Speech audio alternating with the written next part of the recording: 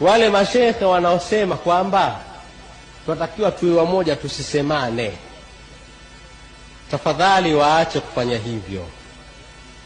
Wasiwazibe midomo wanaotangaza haki. Watakwenda kuulizwa mbele ya Mwenyezi Mungu. Wewe kama huwezi kusema, tulia. Kama ushapewa bahasha, tafuta mahali upumzike. Acha wanaosema waseme. Acha. Mtazamaji, mambo inazidi kupambasuka baada ya kikundi cha Kiislamu kupitia kwa viongozi wao kuweza kupeana msimamo mkali dhidi ya serikali ya Mama Samia Suluhu Hassan. Karibu Sam TV, mahali ambapo habari, hadithi za kweli na burudani ukutana. Kama wewe ni mgeni katika channel hii, bonyeza subscribe na uwashe kengele ya taarifa ili uwe wa kwanza kupata kila simulizi linaloguza jamii. Tukirudi katika habari za kwetu ni kwamba katika kipindi hiki cha uhai wa kisiasa na mjadala wa kijamii nchini Tanzania, kauli ya viongozi wa dini imeendelea kuwagusa wananchi kwa undani. Hivi majuzi kiongozi mmoja maarufu wa dini ya Kiislamu alitoa hotuba kali iliyowaelezea wanaopigania haki ya wananchi kuendelea kushikilia msimamo wao, huku akikosana vikali na tabia ya ufisadi na wale anayedaiwa kupokea rushwa kutoka serikalini ili kupunguza jitihadi za kazi. Kauli hizi zimeibua mjadala mkubwa kuhusu wajibu wa viongozi wa dini katika masuala ya kijamii na siasa. Katika hotuba yake, kiongozi huyo wa dini ya Kiislamu aliwahimiza waumini na wananchi kwa jumla kutokata tamaa katika kutafuta haki zao za kimsingi. Aliitaja haki kama nguzo ya jamii iliyo imara na yenye amani.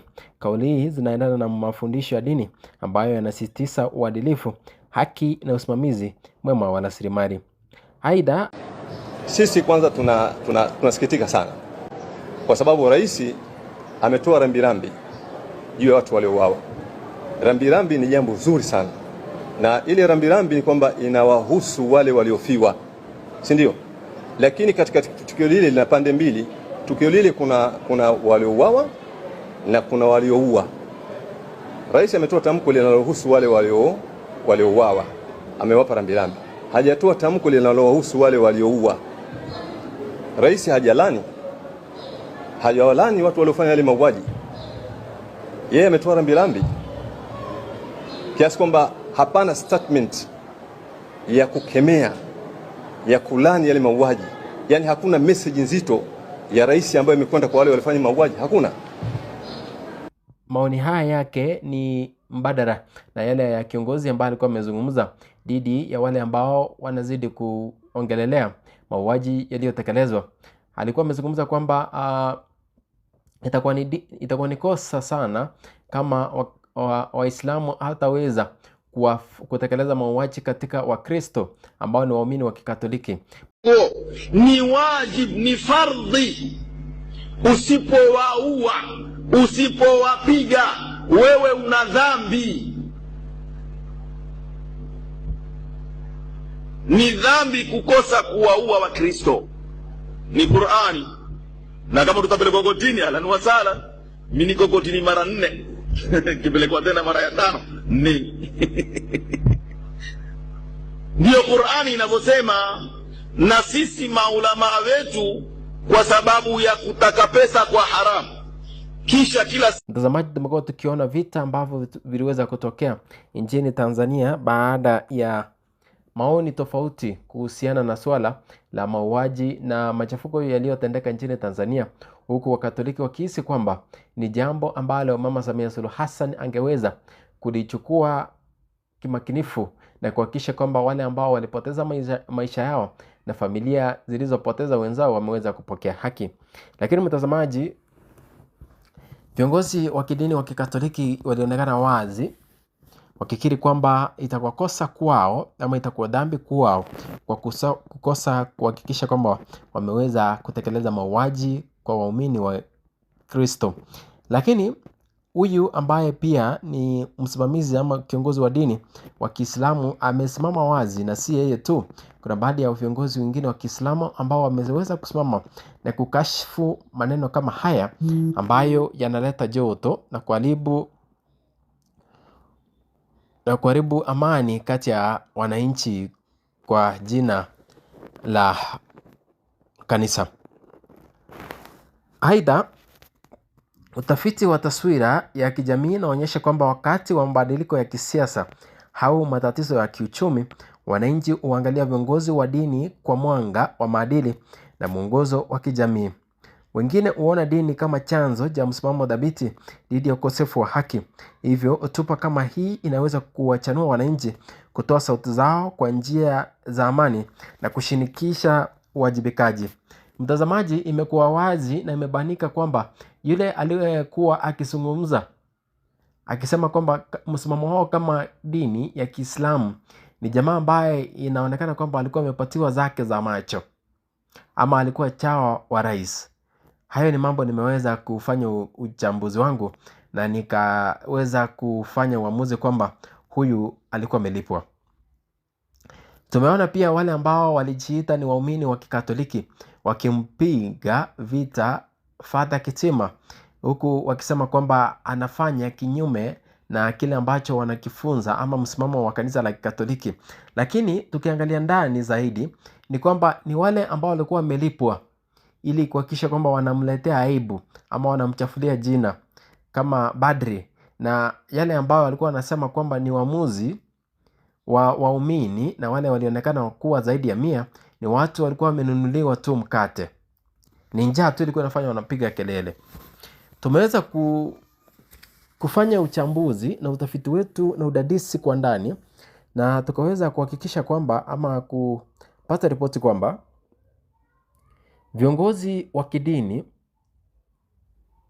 huweza kupiga ama ukuwa na msimamo mkubwa zaidi ambao huweza kuelekeza wananchi. Ikiwa wale ambao ni viongozi wa kisiasa wameshindwa kutoa msimamo wao wa rasmi, sisi kama wananchi huweza kuangalia na kuwategemea viongozi wa kidini ili tusikie msimamo wao unakuaje. Je, wanakashifu tabia za uozo katika jamii?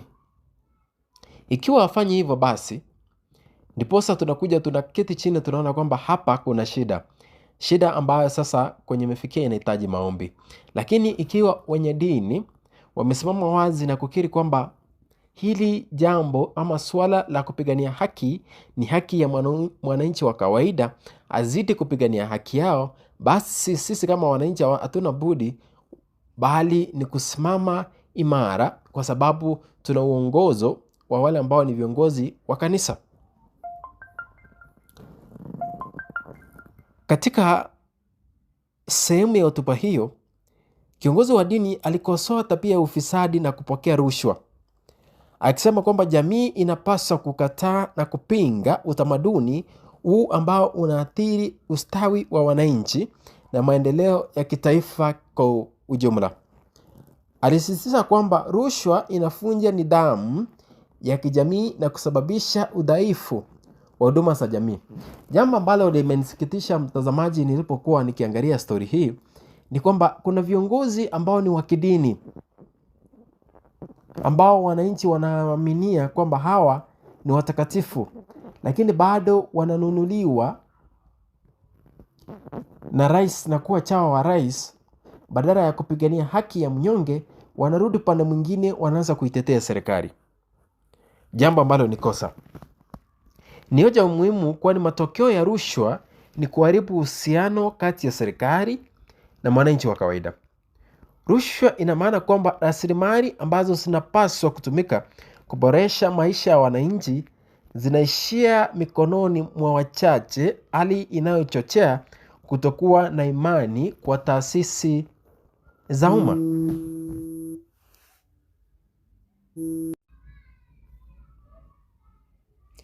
Kauli hii, mtazamaji, inaweza kuwa chachu ya wananchi kujiuliza maswali makubwa kuhusu umuhimu wa uwajibikaji na uadilifu katika jamii. inaweza kuhamasisha watu kushiriki zaidi katika shughuli za kiraia, kama vile kushiriki katika mijadala ya umma kuhusu sera za serikali, watu kupigania haki zao, na vile vile kuchangia katika uchaguzi wa maarifa.